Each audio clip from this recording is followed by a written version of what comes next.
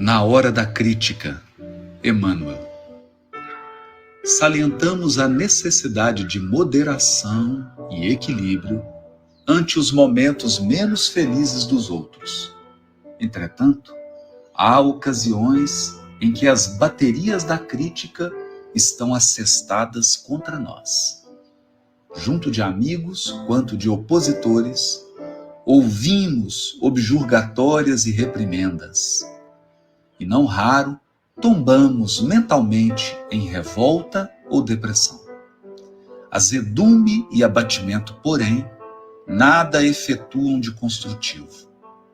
Em qualquer dificuldade, irritação ou desânimo apenas obscurecem situações ou complicam problemas. Atingidos por acusação e censura, convém estabelecer minucioso autoexame. Articulemos o intervalo preciso em nossas atividades, a fim de orar e refletir, vasculhando o imo da própria alma. Analisemos, sem a mínima compaixão por nós mesmos, todos os acontecimentos que nos ditam a orientação e a conduta, sopesando fatos e desígnios que motivaram as advertências em lide com rigorosa sinceridade. Se o foro íntimo nos aponta falhas de nosso lado, tenhamos suficiente coragem a fim de repará-las, seja solicitando desculpas aos ofendidos ou diligenciando meios de sanar os prejuízos de que sejamos causadores. Entanto, se nos identificamos atentos ao dever que a vida nos atribui, se a intenção e comportamento nos deixam seguros quanto ao caminho exato que estamos trilhando em proveito geral e não em exclusivo proveito próprio, saibamos acomodar-nos à paz e à conformidade. E embora reclamação e tumulto nos cerquem, prossigamos adiante na execução do trabalho que nos compete, sem desespero e sem mágoa, convencidos de que, acima do conforto de sermos imediatamente compreendidos, vige a tranquilidade da consciência do cumprimento de nossas obrigações.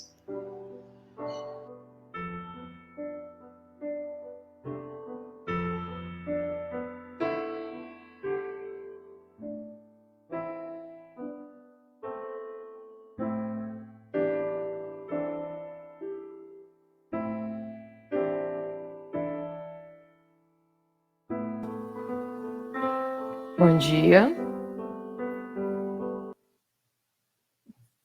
Sejam todos bem-vindos. Já temos bastante pessoas aqui. Bom dia a cada um de vocês que escreveu nos comentários. Sejam todos bem-vindos. Estamos iniciando mais uma transmissão ao vivo. Essa transmissão, ela acontece ao vivo e depois a gravação ela fica no Facebook e também postamos no YouTube. Somente vai para o YouTube depois que termina, ok? Então, para que nós possamos iniciar, eu vou começar dando alguns recados. Como vocês já devem de estar habituados. Então, vamos lá, né?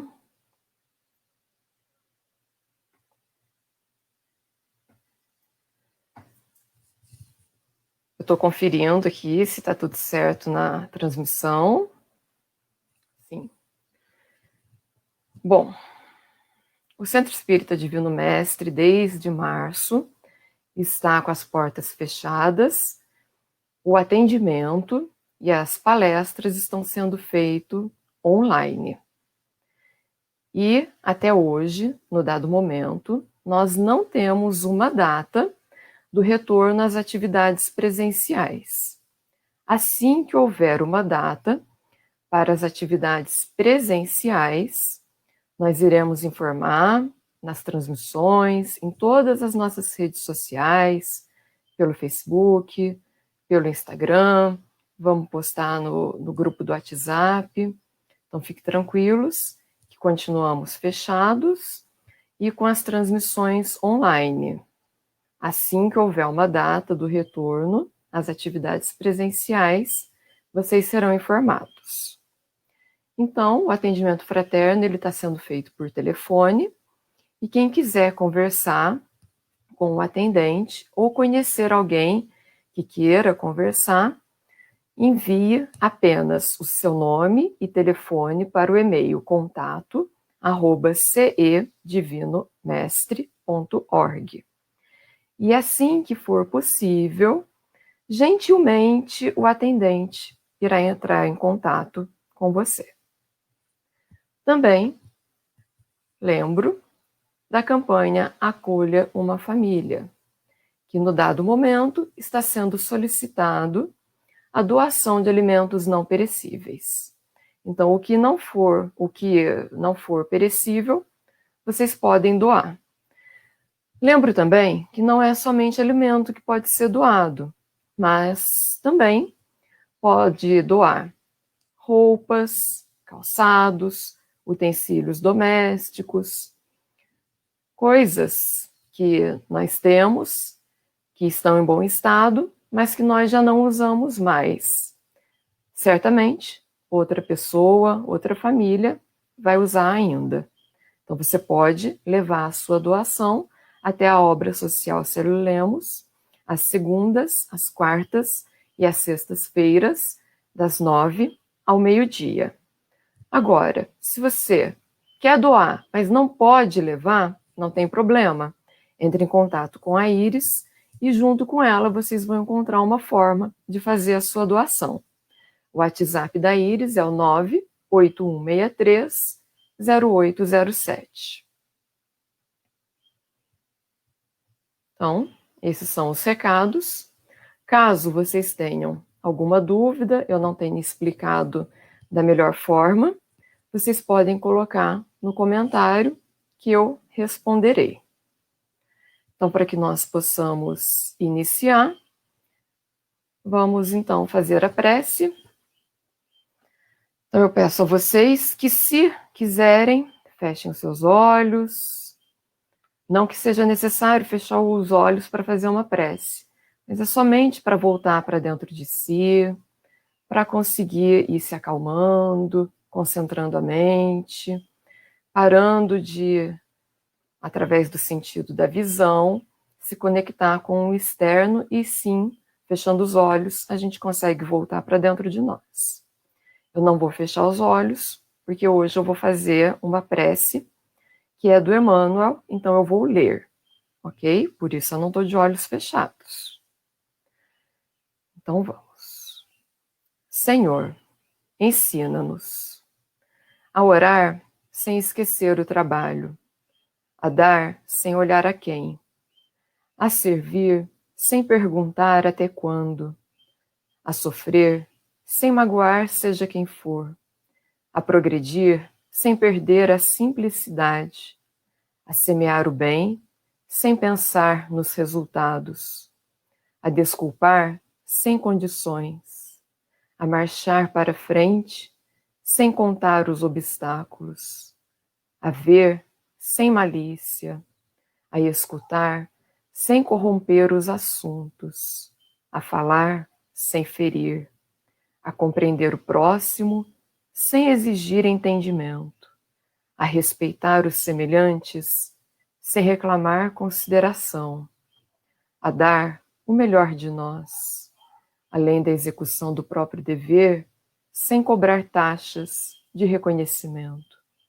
Senhor, fortalece em nós a paciência para com as dificuldades dos outros, assim como precisamos da paciência dos outros para com nossas dificuldades. Ajuda-nos, sobretudo, a reconhecer que a nossa felicidade mais alta será, invariavelmente, aquela de cumprir-te os desígnios, onde e como queiras, hoje, agora e sempre. Então, que Deus esteja conosco, nos amparando, nos auxiliando nessa próxima hora, que assim seja.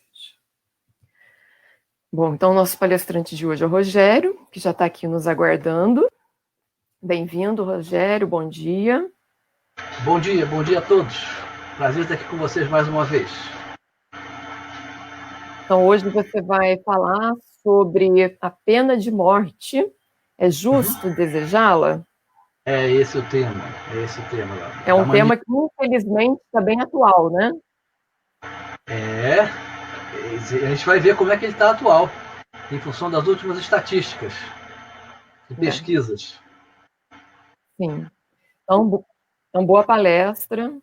Obrigado. Eu estou aqui, qualquer coisa, tá? Até já. Tá certo. Obrigado. Até daqui a pouco. Tá bom. Então, bom dia a todos mais uma vez. Estamos aqui nessa manhã incumbidos de conduzir essa conversa, esse nosso bate-papo sobre esse tema da pena de morte. A Carolina já adiantou que é um tema bastante atual, né? E, de fato, segundo as últimas estatísticas, as últimas pesquisas que foram feitas no país, ele é atualíssimo. Né? Atualíssimo. Por quê? Vamos observar poucos números. Não é? Em 2010, o IBGE ele fez uma ampla pesquisa, como agora vai ter outra, o censo, né, 2020 vai ter um censo, está se discutindo como é que vai ser feito, se há verba, se não há verba, enfim, essa coisa toda. Né? Regularmente no Brasil, as nações fazem seus recenseamentos. Né? E ele, em 2010, o IBGE revelou que há 87% aproximadamente de cristãos. 87%. Fez uma pesquisa, entre outras coisas, e perguntou sobre a religião dos consultados, dos entrevistados, né? E no final ela apontou lá 87% aproximadamente de cristãos no Brasil, no nosso país. Isso em 2010. Tá? Ela vai repetir agora, 2020, não temos esse dado atual, mas não deve mudar muito essas condutas, essas opções das nações, né? Elas não mudam radicalmente, né, em 10 anos. Isso não acontece. Normalmente migram uma religião aqui, outra ali, mas nesse caso da pergunta do cristão, deve permanecer esses 87%. Isso, se considerarmos, agora mesmo foi dado um novo número de a população brasileira, está em torno de 210 milhões. 210 milhões de pessoas, né, hoje, aproximado. Tá? Se nós considerarmos que esses 87% ainda valem para esse momento atual, porque não tem nenhum erro grave, né? Nós teríamos alguma coisa em torno de 180 milhões de brasileiros que se dizem cristãos. 180 milhões de brasileiros que se dizem cristãos. Distribuídos entre a Igreja Católica Apostólica Romana, que tem ainda a maior porcentagem, 50%, as igrejas protestantes, os evangélicos, têm aproximadamente 31%. Nós espíritas continuamos aqui com os nossos 3%, saímos de 2% de 10 anos atrás, fomos agora para 3%, né? E tem também 2% de praticantes das igrejas com matrizes africanas. Então, isso dá os 87, aproximadamente, por cento que eles determinaram no passado e que acreditamos valha ainda hoje. Certo? Então, olha só, se hoje nós temos 180 milhões de cristãos, significa, considerando 210 milhões de habitantes, que há 30 milhões de ateus, agnósticos, não sabem outras religiões orientais, por exemplo, que não são cristãos. Então, nós temos 180 e 30. Tá? Bom, o que acontece? Isso tudo é de 2010, então estamos extrapolando para o momento atual. Não é? Quando chegou o ano retrasado, 20, 19, 18, exatamente 2018, o Datafolha, que está sempre verificando condutas, posições da nossa sociedade, não é? Fez uma pesquisa sobre a pena de morte. Em 2018, o Datafolha fez uma pesquisa no Brasil sobre a pena de morte. E que conclusão chegou o Datafolha? Olha que dado interessante e preocupante, né? Quer dizer, a se destacar. Né? Ela chegou à conclusão, divulgou isso, esse público, né? Que 57% das pessoas no Brasil, quando ela fez a pesquisa em 2018, são a favor da pena de morte. São a favor da pena de morte. 57% de brasileiros. Isso tudo tem aquela coisa do erro percentual, 2 para cima, 2 para baixo, 2 para... Enfim, dá um número razoável para a gente poder conduzir o raciocínio. Né? Isso significa que, com a população atual, de 210 milhões, há 120 milhões de brasileiros a favor da pena de morte. 120 milhões de brasileiros a favor da pena de morte, aproximadamente, considerando que os 30 milhões votaram todos a favor da pena de morte, os 30 milhões que não são cristãos. Nós temos 120 milhões de cristãos, hoje, a favor da pena de morte, em média. Dizendo sim, desculpa, 120 milhões dizendo sim. Agora, se você tirar os 30 milhões que não são cristãos ou são ateus, nós temos 90 milhões de cristãos. Tá? Tem 120 milhões a favor, tira os 30 milhões que não são cristãos, nós ainda restam 90 milhões de brasileiros que se dizem a favor da pena de morte, cristãos. Não é um dado curioso este? Não é um dado... Fizemos um artigo uma vez sobre isso, até preocupante. Por quê? Raciocinemos. Se a grande massa de habitantes do país, da nossa população, se diz cristã, como é que nós temos 120 milhões a favor da pena de morte? Por um acaso, nós encontramos em alguma conduta, em alguma sugestão, algum exemplo de Jesus, algum indicador, um sinal que seja do menor possível, que ele nos tenha indicado que nós, em alguma situação possível, nós tivéssemos autorizados ou tivéssemos o direito de tirar a vida do próximo? Raciocinemos. Não? Raciocinemos. 87% são cristãos. 90 milhões são a favor da pena de morte.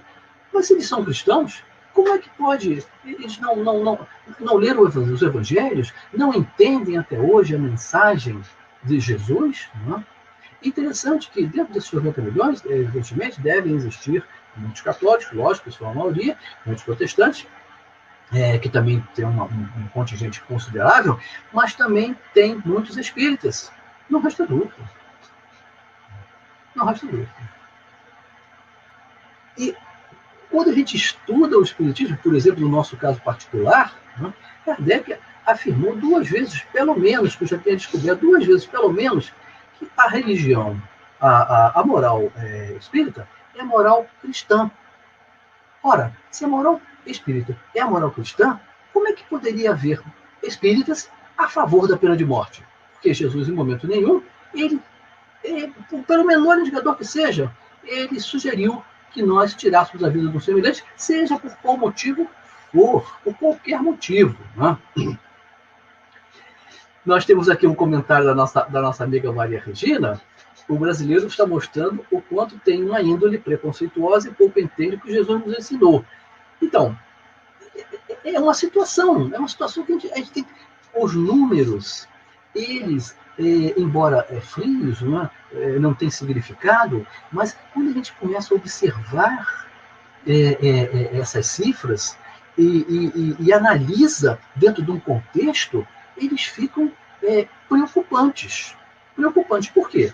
Porque no nosso ambiente de violência que nós temos hoje em dia, ainda temos, e não sabemos até quando isso vai se dar, certo? Enquanto nós não tivermos uma mudança de conduta radical na nossa sociedade, nós vamos continuar nessa linha, não é? Há, por exemplo, algumas pessoas que se aproveitam desse momento, nós sabemos disso, aproveitam dessa insatisfação, dessa insegurança, do medo da população e começam de novo a levantar a bandeira. A solução para o problema da violência no Brasil é a pena de morte. É a pena de morte. E aí a pessoa, embora se diga cristã, de todas as partes religiosas possíveis, todas as matrizes possíveis, ela não percebe, realmente, eu acho que eu vou resolver a questão da violência no país, nossa sociedade, matando o contraventor, matando o meliante, matando o transgressor das leis nossas que regem a nossa sociedade, retirando-o do nosso convívio visual, retirando o nosso convívio visual. Nós não vamos vê-lo mais, porque o corpo vai desaparecer, matamos o indivíduo e o corpo desaparece, mas o espírito não. O espírito não, na verdade. E aí nós começamos a suas soluções, a solução social e principalmente a educação. A educação. Nós só vamos conseguir mudar esse estado de coisas investindo e cuidando maciçamente das crianças, né? Das crianças que estão começando agora a receber os exemplos, receber as informações que nós, adultos, estamos disponibilizando através das nossas condutas e nossos atos e condutas. Não é? Então, o que acontece? É muito preocupante isso, porque há políticos, há pessoas, vamos colocar como pessoas, né, que alguns eles se aproximam disso e começam a levantar a bandeira. E aí o indivíduo desatento acaba, num plebiscito, se de repente houver um plebiscito, né, ele vota a favor, porque não, eu tenho que eliminar eu tenho que eliminar o indivíduo nocivo à sociedade que está conosco aqui vivendo. Mas olha que coisa interessante. Nós enfatizamos aqui a questão dos cristãos, né? Mas mesmo aquele que baseia o seu entendimento nos seus princípios religiosos, baseiam fortemente nos princípios mosaicos, né? Lá no 5º mandamento da lei de Moisés, que é uma lei de Deus, evidentemente nós sabemos disso, está dito lá, não matar. Não matar. Não está escrito no 5º mandamento, não matar? E aí nós observamos, não é? Moisés fez alguma ressalva em relação ao não matar? Ele fez alguma condição, assim, por exemplo, olha, não matem, exceto se acontecer isso ou outro. Não matem, só se o caso for este. Não fez. Ele não fez. Ele foi direto, não matar. Então não há nenhuma previsão, mesmo dentro do ordenamento da lei mosaica, não há nenhuma previsão para isto, para essa atitude extrema de querer retirar o indivíduo da sociedade, porque ele está desajustado àquilo que a sociedade considera como normal. Como normal. Tá? Aquilo que considera como normal. Isso é uma questão aí social, que é bom dar muita discussão no campo social. Não é? Mas então não há previsão em Moisés, não há previsão em Jesus, e para nós, particularmente espíritas, não há previsão na doutrina espírita, porque há uma questão no Livro dos Espíritos, de número 880, entre outras, está lá. O direito à vida é um direito inalienável, é o direito natural do ser humano, ele viver. Independente, ali não está dito também, não, mas ele só vai ter o direito de viver caso ele se conduza apropriadamente à sociedade. Não, não tem isso. Não tem. Ele tem o direito de viver. A nossa companheira amiga Elisete, a educação é um caminho para resolver muitas situações que ferem isso. Não resta dúvida, Elisete, educação. Não tem outra forma. Mas a educação através do exemplo. Não? Através do exemplo. Não adianta também a pessoa tentar educar, tentar passar conceitos e condutas e comportamentos se ela não faz aquilo que ela está pedindo para a criança fazer. E isso é uma questão até de outro tema, evidentemente, né? Muito delicada, porque quando a gente faz isso, a criança depois ela nos cobra, ela nos solicita, ela nos critica, não é? Estava aí a mensagem na ingenuidade dela, que você pede para fazer isso, mas você faz aquilo. Não é? Então, é muito importante a educação, ela seja perfeitamente fundamentada no exemplo. Aí é que está a força do processo educativo. Né?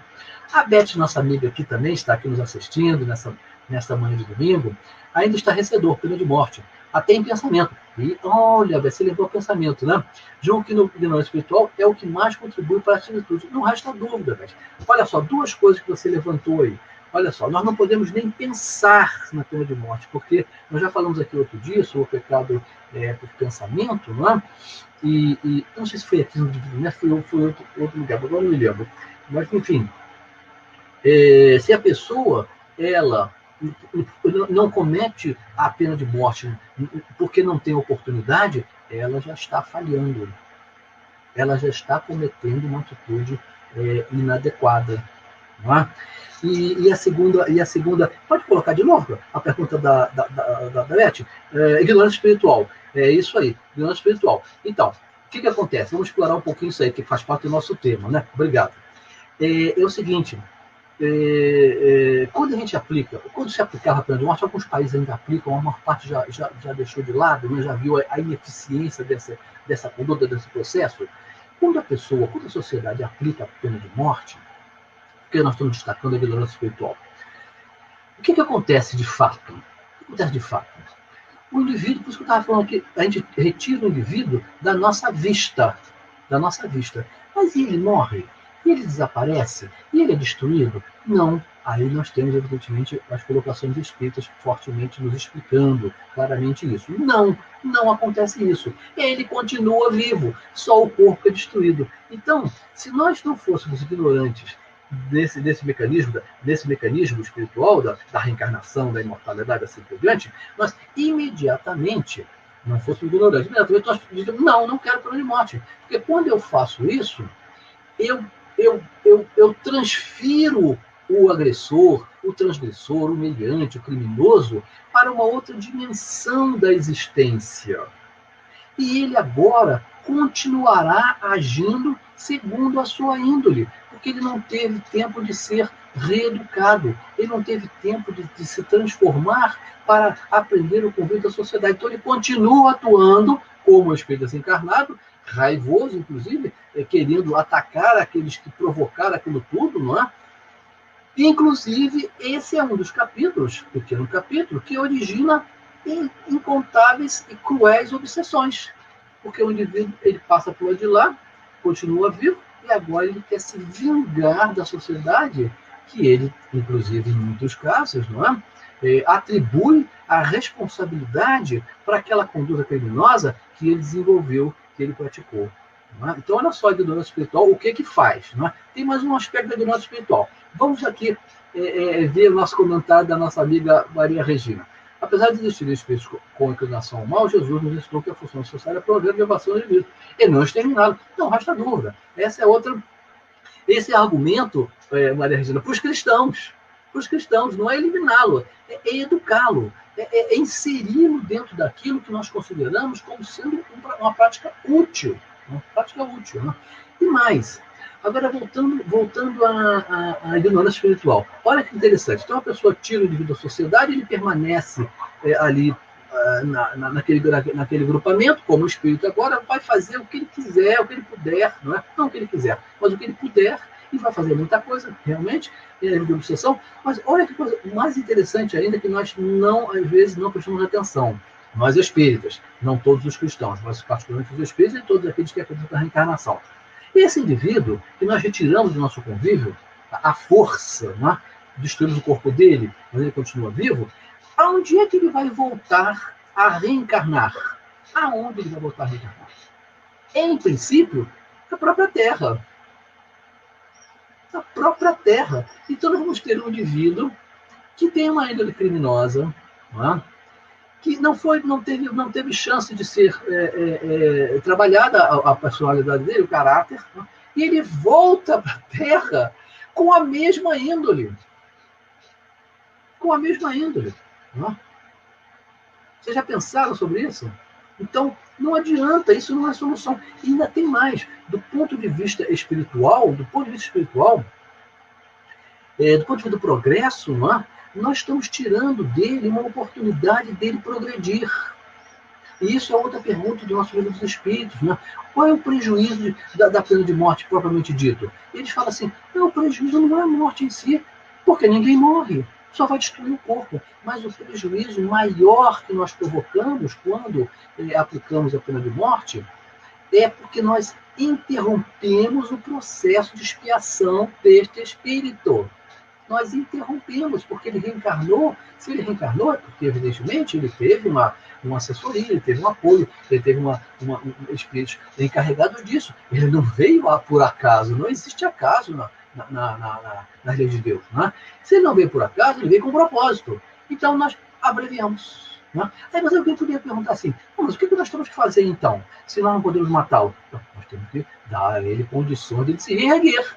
fazer um sistema penitenciário de aprisionamento, seja como for, carcerário, não é? Que dê condições desse indivíduo se reintegrar. Ah, mas se ele passar a vida inteira e não quiser, bom, então ele vai passar a vida inteira nessa situação.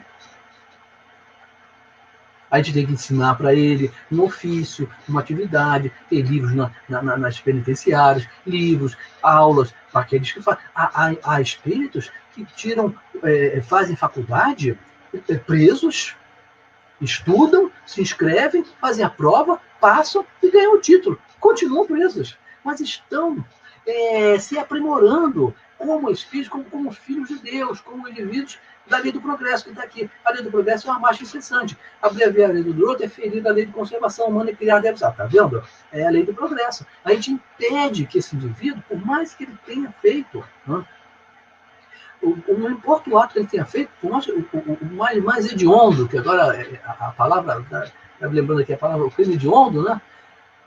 Ele também é filho de Deus. Ele também foi criado por Deus. Então ele está submetido às mesmas leis de progresso, ele alcançará a mesma perfeição relativa que todos nós estamos destinados a alcançar, uma das poucas fatalidades do ordenamento divino, não é?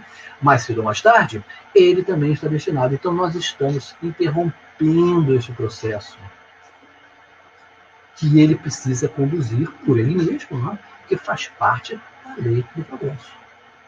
Olha que coisa. Se a gente, ainda mais, se quisermos avaliar pelo ponto de vista do próprio materialismo, das próprias leis que regem essas pessoas, que muitas vezes acabam desembocando nessa falsa solução, né? Ou nos locais onde a pena de morte é instituída, foi aplicada e parou, e interrompeu, ou ainda existe, ela não abrandou, não diminuiu a incidência dos crimes. Já está provado estatisticamente. Por que não diminui? Porque o indivíduo, diante da possibilidade de ele ser morto, aí ele parte para o tudo ou nada. Ele parte para o tudo ou nada. E mais, a gente vai à nossa doutrina espírita. Doutrina dos Espíritos. Livro Céu e Inferno. Depoimento de espíritos endurecidos. Lá tem 3 ou 4 depoimentos, né, que dizem que há espíritos que não estão preocupados em morrer. Eles estão preocupados, e também são dados que a sociologia também levanta, né? Eles estão preocupados em ficar encarcerados. Olha que coisa interessante. O encarceramento os amedronta mais do que a própria morte. Então, você estabelecer uma pena capital ou uma pena de morte, para ele, não significa nada. Nada. Inclusive, nesse depoimento do Céu e Inferno, eles dizem que do lado de lá, eles continuam iguaizinhos. Iguaizinhos. Por quê? Porque a morte não vai promover a evolução desse espírito. Não vai modificar o caráter, a personalidade, a índole dele, em nada. O que normalmente provoca exatamente nesse espírito é a sua animosidade, é o seu ódio por aqueles todos que ele julga responsáveis por aquele desfecho da sua vida, que ele não teve oportunidade de trabalhar, ele não teve oportunidade de educação, e assim por diante ele pode enumerar uma série de fatores, né? Então, nem do ponto de vista materialista, isso é produtivo. E mais, o espírito, quando ele recebe essa pena, essa penalidade, não é? Ele não tem oportunidade de devolver à sociedade aquilo que dela ele lesou. Não, é outro raciocínio. Não? Porque o ideal lá, o indivíduo cometeu aqui um crime, lesou a sociedade e isso, aquilo. Ok, vamos providenciar para que ele devolva a essa sociedade aquilo que ele lesou. Mas tirando a pena da vida dele, ele não vai devolver nada. Ele não devolve nada. Ah, mas é muito difícil. Bom, aí é um outro problema nosso como sociedade. Se nós não temos condições de estabelecer um sistema penitenciário carcerário que promova a reabilitação do preso, não é por conta disso que nós, num plebiscito, vamos chegar e falar, não, a pena de morte é uma solução sim. Ah, não tem como reeducar, então vou matar ele. Não, isso aí são dois crimes. Não, são dois crimes. Não promover a reabilitação dele, né? E depois em contrapartida, vingar, vamos dizer que é uma vingança, né? Tirar a vida dele. Né? Olha o Osório aqui, nosso amigo Osório. Acredito que as pessoas favoráveis a nós não o seriam se o condenado fosse alguém da sua família. Exato, Osório. Há esse raciocínio, Osório. Não é? A pessoa, a gente pode pensar isso, a gente pode pensar exatamente dessa maneira, não é? Porque a gente imagina, não é, que essas coisas não vão nos alcançar, não é? Mas elas podem bater a nossa porta e procurar àqueles que são nossos afeiçoados, nossos queridos. E aí, nessa hora, o que o Espírito faria? Ele seria a favor ou ele seria contra? Não? Pode acontecer com qualquer um. Um momento de desequilíbrio momentâneo mesmo, uma coisa passageira. Não? O indivíduo, enfim, está numa festa, experimentou uma droga, aceitou, ficou desequilibrado, né? aí discutiu e assim por diante, aí matou um, dois, três, enfim, aí está condenado à morte. Mas ele nunca fez nada até esse momento. Mas agora ele está incluso nas condições, nos requisitos para a aplicação da pena de morte. Né? Olha que coisa interessante. Né? Vocês sabem que no Brasil, uma coisa, estavam falando do preconceito, né? Vamos fazer uma ligação aí, uma ligação com a nossa história, né? Sabe como é que a pena de morte, ou por qual motivo a pena de morte foi estabelecida no Brasil? Agora nós não temos, está na Constituição, no artigo 5º, direito à vida, no artigo 47, não pode haver a pena de morte, exceto em caso de guerra. Mas nem assim a doutrina espírita é favorável a isso. Vamos fechar esse parênteses aqui. Né? Mas não sei se sabem, mas o que motivou o surgimento da pena de morte no Brasil foi a escravidão. Escravidão. Que teoricamente não existe mais no Brasil. Teoricamente. Né? Foi a escravidão. O que aconteceu? Nós tínhamos, quando a pena de morte quando a abolição quando houve a abolição, né, da escravidão, existiam aproximadamente 700 mil escravos, né, e a população era de 15 milhões de habitantes. Era ali alguma coisa de 5%. Né? Evidentemente, tinha muito mais ex-escravos, tem muitos ex-escravos que tinham ganho a liberdade por um motivo ou por outro, ou estavam fugidos. Né? Então, tinha esse contingente. E o que acontecia?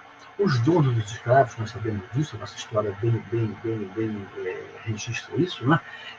Agiam com tamanha crueldade, evidentemente, que eventualmente esse escravo não suportava. E o que ele fazia? Matava o senhor, o seu patrão, o seu dono, e os familiares, e assim por diante.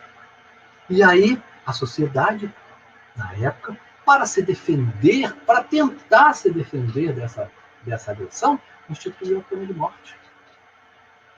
Aplicada especificamente aos escravos que cometessem esse tipo de crime. Não era para qualquer um, era para os escravos.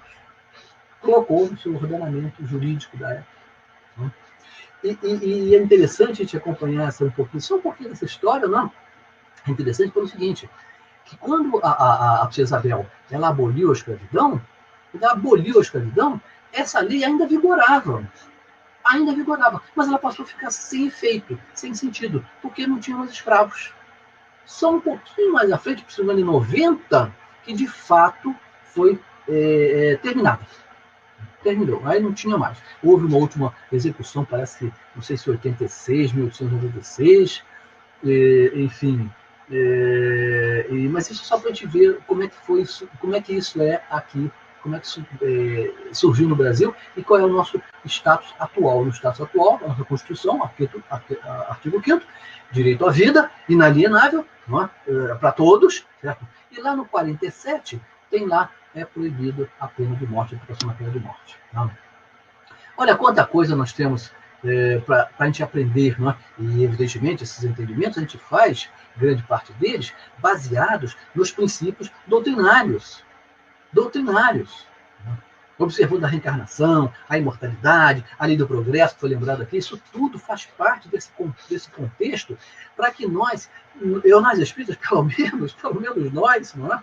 Que temos esse esclarecimento todo, o ideal que fossem todos, se por acaso acontecer de novo um plebiscito, nós votemos não não para a pena de morte. Não tem nenhum cabimento, não tem nenhum raciocínio, não é, que possa justificar essa atitude diante de um crime, diante de uma atitude considerada como o crime de né? Mas nós já estamos avançando aqui, já estamos bem avançados no nosso tema, né? Mas o que eu queria falar para vocês também é que existem outras formas de a gente aplicar a pena de morte. Existem outras formas. Normalmente, quando nós falamos em pena de morte ou pena capital, imediatamente nossa atenção se volta para os chamados crimes hediondos. Por exemplo, estava recordando aqui, na época eu fiquei também acompanhando um pouco essa situação, o criminoso conhecido como Champinha, ou Champinho, enfim, Embu das Artes, né? que matou um casal de jovens, um menino de 16 anos, um rapaz de 20, né? E deixou a cativa por alguns dias, né? E ele foi preso. E ele continua prisioneiro, né? Continua prisioneiro. Não sei se sabem disso.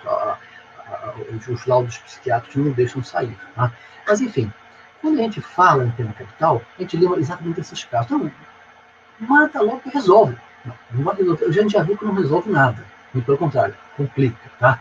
Mas o que nós estamos destacando? É que nós temos a tendência de nos encaminhar para as situações de crimes contra a sociedade. Né? O roubo seguido de morte, e assim, a tortura e assim por diante. Mas existem outras 4 modalidades em que nós aplicamos a pena de morte. Mesmo princípio. 5º mandamento do Moisés, não matar. Jesus, não matar. Né? Livro dos Espíritos, direito à vida. Não temos esse direito. Não é? Há pouco tempo teve nossa programação, né? Alguém falando aqui sobre a morte piedosa, não foi isso? Tivemos esse tema, não foi? Morte piedosa? O que é morte piedosa? É a eutanásia. Então, quando a pessoa participa de um processo como esse, ela está aplicando a pena de morte. Já tinham feito essa associação? Eutanásia, pena de morte. Com consentimento ou sem consentimento, é uma pena de morte, que nós sabemos, deve ter sido conversado aqui, né? Enfim, não tivemos a oportunidade de assistir esse tema, mas certamente deve ter sido dito aqui, que o indivíduo, ele mesmo nos momentos finais, ele pode se arrepender, ele pode ter um flashzinho de lucidez, não é? E se arrepender de algumas coisas que ele tenha praticado. E isto é muito importante quando ele passa para o lado de lá. Muito importante, muito importante. Isso faz uma diferença capital, para o indivíduo, né? Quando ele tem esse lampejo de lucidez final e reconhece na sua vida algumas coisas equivocadas que tenha feito, né? E ele passa para lá já arrependido, já preocupado, já sensibilizado com essa situação, né? E muitas vezes, quando a pessoa abrevia a vida do indivíduo, provocando-lhe a morte, através de equipamentos, de substâncias químicas e assim por diante, ela está aplicando a pena de morte. Mas vou ter 4 aqui, né? Vou ter 4. A pena de morte do criminoso propriamente dito, vamos dizer assim, o criminoso que mais se destaca na nossa sociedade. Tem a eutanásia.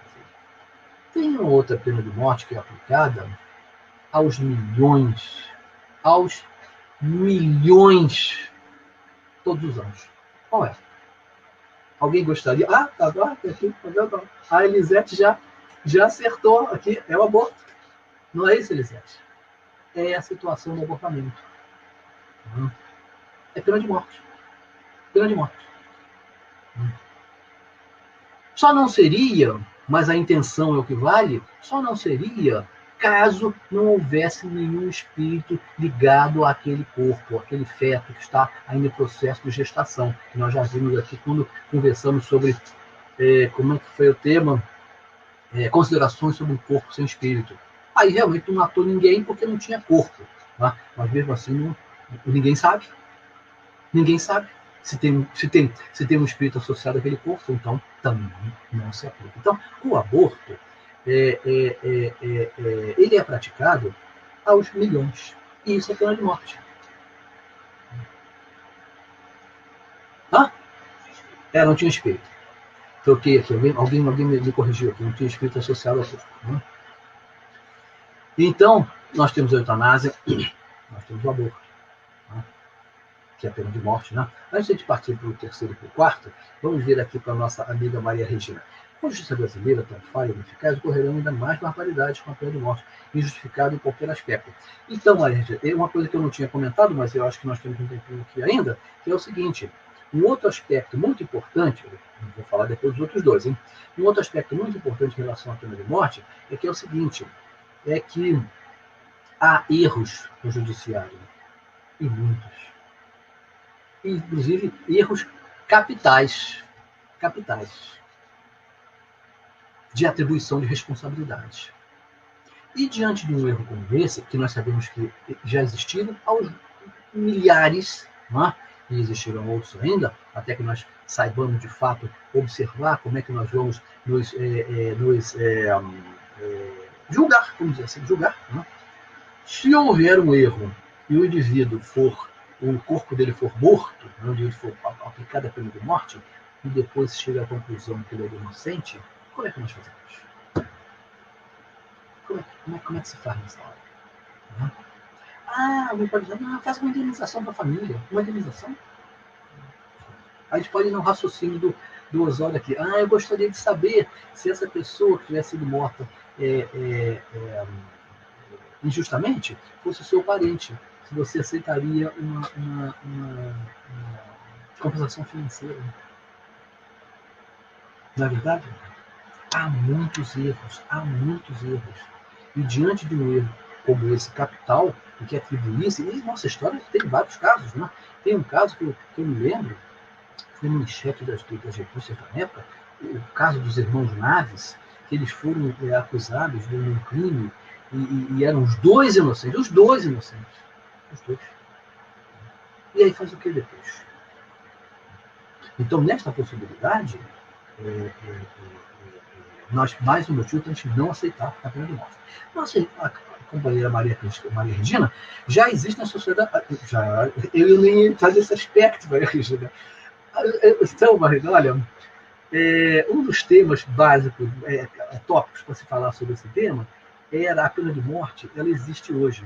E não era relacionado a eutanásia, aborto e esses outros dois que eu vou falar aqui. Eles são exatamente a pena de morte imposta quando nós, por conta da nossa organização, da nossa estrutura social, nós não damos condições de saúde, de higiene, de educação e assim por diante, para que o indivíduo viva ou sobreviva diante desses efeitos. E aí muitos, de fato, vão morrer.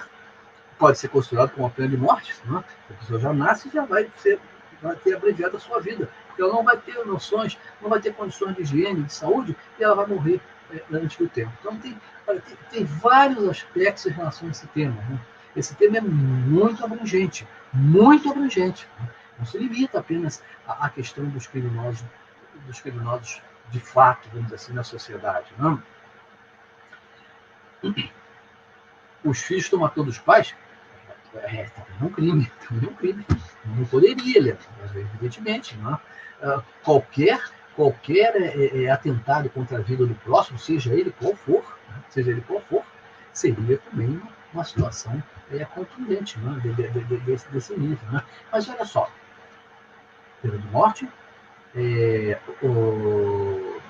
eutanásia, aborto, suicídio. Deixa eu ver se a Elisete falou sobre isso. Não, então daqui a pouco a gente vai lá, Elisete. Você precisa falar, pego de novo o meu terceiro aqui. Nós estamos aqui transmitindo nossos pensamentos. Né? Não, ainda não, mas eu já volto lá. Suicídio. Quando o indivíduo ele se mata, ele está aplicando a pena de morte a quem? A si mesmo. Já tinham pensado sobre isso? Olha como esse conceito da pena de morte, ele se enraiza em uma série de situações.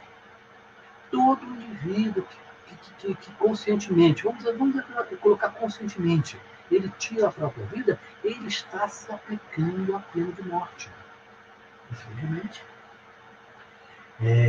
terá que passar por certas situações, não resta dúvida. Mas no caso a gente aqui analisar quais são as consequências do suicídio. Eu não sei nem se já foi feito algum tema como esse. Depois vou confirmar com a nossa companheira, né, Carolina, se já foi feito alguma coisa nesse sentido. Se não foi, seria a hora de fazer.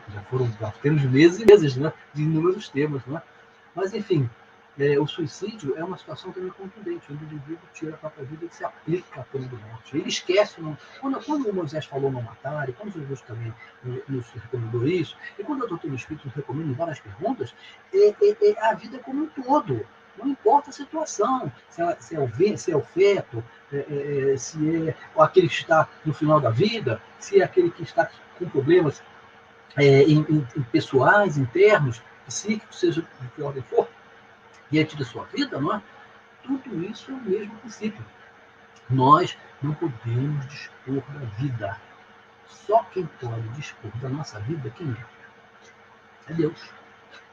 É Ele que determina. Ele determina. Dentro dos seus processos, das suas leis, dos seus mecanismos, né? Todos muito bem ajustados, sábios e principalmente amorosos e misericordiosos, que ele não tem, em momento nenhum, ele está preocupado em se vingar, em cometer compensar, vamos dizer assim, não existe. Ele faz o olho por olho. Inclusive, é ele que faz o olho por olho. A pessoa pode também recuperar isso, a gente vai lembrando aqui para recuperar. Mas o Moisés falou que podia olho por olho. O Moisés falou naquela época. E mais, essa lei é de Deus, nós falamos aqui outro dia. No século XXI, começou, a lei de Italião finalmente se foi? Não, ela não se foi. Ela vai existir conosco durante muito tempo. Né? Mas quem aplica a lei de Italião é Deus, através dos seus mecanismos, da reencarnação, das provas, da expiação, enfim, ele faz isso tudo, né? É ele que aplica isso, não somos nós não temos o direito. E em relação à vida, evidentemente, com um agravante, um fato grave, né? Porque você, como já fizemos aqui, o doutor Espírito nos orienta nesse sentido, quando nós fazemos isso, quando temos esse ato, nós abreviamos, nós interrompemos um processo de expiação daquele particular filho do mesmo Pai do Criador. E aí é que está o grande prejuízo. Aí é que está o grande prejuízo para quem? Para aquele espírito. Nós interrompemos o processo dele. Não é? Então, nós temos então criminosos, eutanásia, suicídio, aborto. E tem mais uma que nós estamos aplicando aqui. Quando Moisés falou não matar, vamos ver se a gente pensa aqui um pouco, se a gente raciocina um pouco. Quando Moisés falou não matar, Jesus também, o próprio doutrina dos Espíritos ele fala sobre isso, ele falou se era para não matar só racionais, ou se era para não matar, vamos dizer assim, a vida. A vida. Já pensaram sobre isso? Quando a gente destrói nossa fauna, nós estamos incorrendo no quinto mandamento de não matar. Estamos sendo responsabilizados. Mas não há nenhum não. O princípio espiritual que está lá foi criado por Deus. Foi criado por Deus. Bom, aí eu parei rapidamente, né? Mas nós temos que comer essa coisa. Isso é um outro tema. Então, também está no livro dos Espíritos que enquanto nós permanecemos nesse grau de evolução, né, nós podemos, não é que nós podemos, nós vamos precisar nos alimentar dos animais, da proteína, né, mas durante esse período, mais à frente não. Mas só que nós não estamos nos referindo a isso. Não sei se se lembram, há algum tempo atrás, um conhecido caçador foi ao África, né? Você sabe que existem essas pessoas aí, caçadores, né? Ou fazem isso com divertimento, né? Tem dinheiro, eles pagam, né? Vai para um país onde tem o animal que ele quer matar, as pessoas que recebem esse dinheiro levam ele para o local onde tem lá, nesse caso particular foi um leão, né? Ele vai lá, mata o leão, aí depois leva a cabeça do leão, enfim, faz um troféu, leva o corpo, paga, enfim, seja. Não sei se se lembra desse caso. Né? Inclusive a foto dele apareceu pisando na cabeça do leão, matou o leão. Ele não sabia, esse caso explodiu no mundo, não sei se vocês se lembram disso. Esse leão, o Cecil, se não me engano, esse é o nome desse leão, ele era um leão acompanhado pela National Geographic, por uma dessas entidades. Né? Então a coisa explodiu. Ele matou exatamente o leão que estava sendo acompanhado durante anos e anos e anos e anos por uma sociedade protetora que estudava esses animais. Então, quando nós tivemos a vida de um ser irracional, sem motivo, nós também estamos inclusos na lei. Então, nós chegamos a nossas 5 possibilidades. 5 possibilidades. A Maria Regina está aqui de forma única, do da natureza. Então, eu não fui para a natureza, mas de fato, Maria, isso também é um crime de grandes repercussões para o indivíduo. Né? Não só destruir a fauna, a flora, a fauna, como também destruir a fauna. Serão responsabilizados todos aqueles que estão por trás desses processos e também, vamos lembrar aqui, não só daqueles que estão promovendo a destruição da flora, mas como aqueles que estão de braços cruzados assistindo a tudo isso e nada fazem. Todos eles. Né? Marisa, o que dizer da vizinha que pena da vida, corrida de Chico Xavier, matou seu cachorro com boa ação. Como foi essa, Marisa? Por pena da vida, corrida de Chico Xavier, matou seu cachorro? Eu não peguei essa ideia. Como foi isso? O cachorro estava doente? Eu não conheço esse fato. Mas então eu não posso, eu não saberia como agora imediatamente falar, tá? Mas eu entendo que, independente de qualquer coisa, matar o cachorro porque ele está criando algum problema, né? Também é uma atitude cristã. Não, uma atitude cristã. Muito bem. Para fechar, nós estamos aqui já nos últimos minutos, certo? Teríamos aqui um material enorme para conversar, mas nós podemos lembrar o seguinte. Né? Jesus passou pela pena de morte, pela pena capital, em condições, como sabemos, de grande dor, de grande sofrimento. Não é verdade? E aí nós perguntamos, ele era culpado de alguma coisa? Ele tinha algum crime a ressarcir? Ele cometeu algum ato contrário à lei de Deus, em que houve prejuízo àquela sociedade em que ele estava naquele momento participando? Nós sabemos que não. Não é verdade? Ele foi condenado e morto injustamente. Por um processo, inclusive, que do ponto de vista, eu já vi um especial sobre isso, um especial de 1 hora sobre isso, do ponto de vista legal, jurídico, o julgamento de Jesus foi correto. Daquele entendimento, daqueles romanos, daquelas leis que existiam lá. Mas, e moralmente ele foi, e eticamente ele foi, e nós sabemos que ele não merecia isso, então é mais um erro um equívoco que nós devemos guardar conosco, para que a gente não sequer pense nessa possibilidade. Sequer pense. Lembremos de Jesus, que foi injustamente morto, e nos deixou esse exemplo, mais esse exemplo grandioso, para que nós agora ajuizemos e fiquemos distantes dessas propostas quando elas surgem em nossa sociedade. Tá bom? Olha, estamos terminando. Temos aqui um minutinho ainda, vamos fazer nossa peça de encerramento. Esperamos que tenhamos falado aqui pelo menos os aspectos principais, né, sobre esse tema. Isso é para a gente meditar, para refletir bastante, né, porque isso não está previsto nas providências morais e éticas que mais se sentimos de todos na nossa sociedade. Tá bom? Vamos então encerrar? Vamos fazer nossa prece de momentos finais, né? Tivemos aqui a lembrança da peça do nosso querido Emanuel, né? Uma palavra muito importante. Né? E vamos pedir a espiritualidade, nossos filhos espirituais, sejam conosco sempre, nestas horas em que somos testados. Isso é um teste.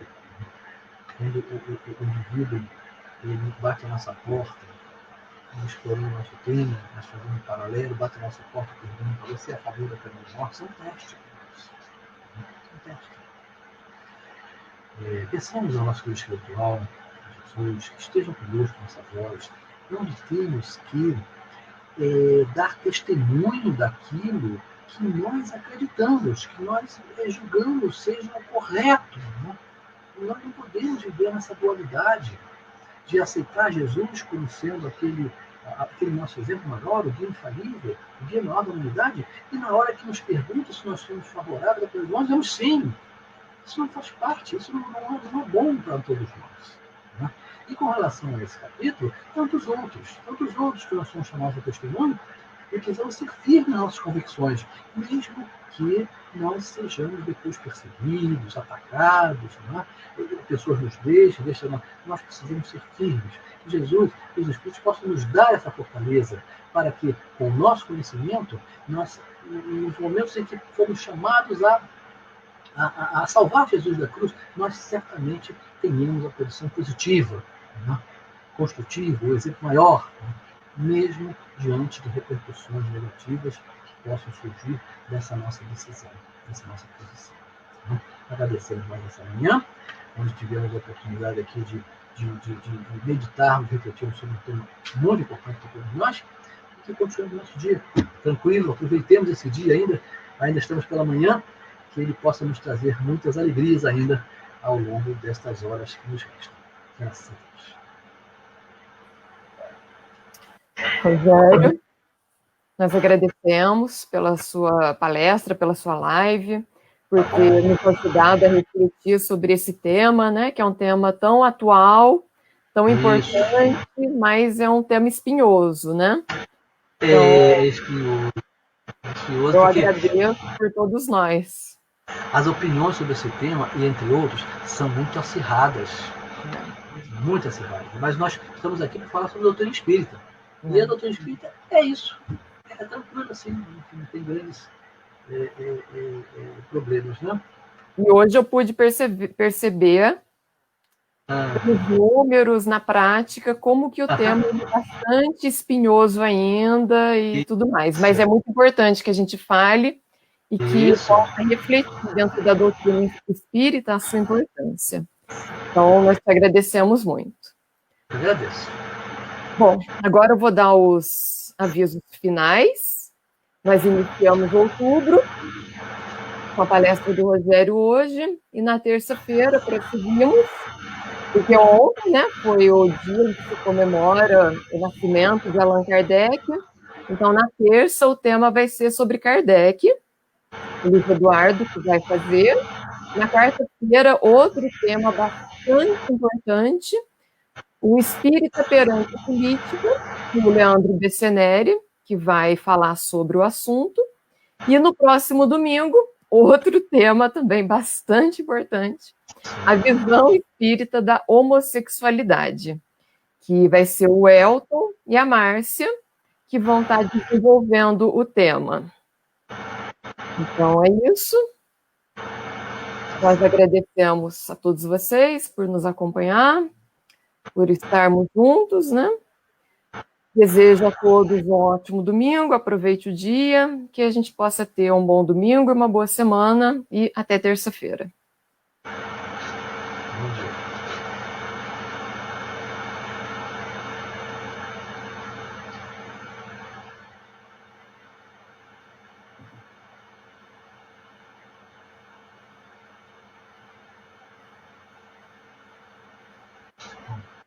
Vou sair aqui.